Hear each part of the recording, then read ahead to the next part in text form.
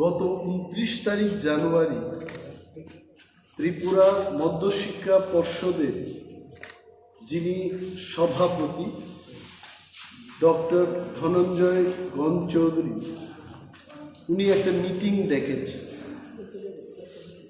এবং সেই মিটিংয়ে কারা ছিলেন? যারা মাধ্যমিক এবং উচ্চ মাধ্যমিক পরীক্ষায়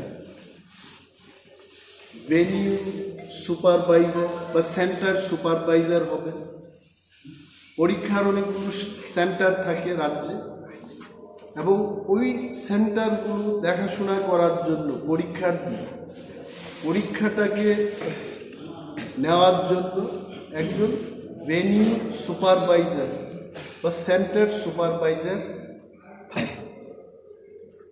তাদেরকে নিয়ে মিটিংয়ের সময় উনি খুব খোলাখুলিভাবে বলেছেন যে এইবার ককবরক নিয়ে যারা পরীক্ষায় বসবে তারা যেন কোনোভাবেই রোমান স্ক্রিপ্টে আনসারগুলো না লিখে তার ব্যবস্থা গ্রহণের জন্য উনি বলেছেন। এবং যদি এটাও বলেছেন উনি সেই মিটিংয়ের মধ্যে, যদি কোনো সেন্টার থেকে ককবরক বিষয়টা নিয়ে যারা পরীক্ষায় বসবে তারা রোমান স্ক্রিপ্ট দিয়ে যদি লিখে থাকে তবে ওই সেন্টারের সুপারভাইজার বা ভেনিউ সুপারভাইজারের বিরুদ্ধে উনি এফআইআর করবেন। ডেঞ্জারাস কথাবার্তা।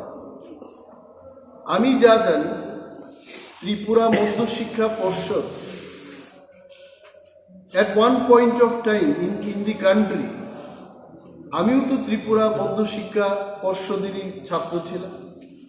I passed my metric from Tripura Board of Secondary Education. আমি সিবিএসসি বা আইসিএসসির ছাত্র ছিলাম না।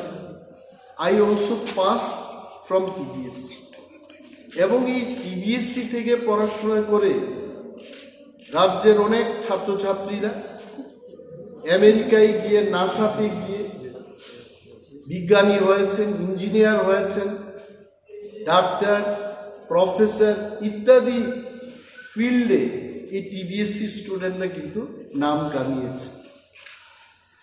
টুডে এই টিবিএসসির যিনি সভাপতি উনি মৌখিকভাবে বলছেন যে ককবরক সাবজেক্ট কোনোভাবেই রোমান স্ক্রিপ্টে লেখা চলবে। My question is Y?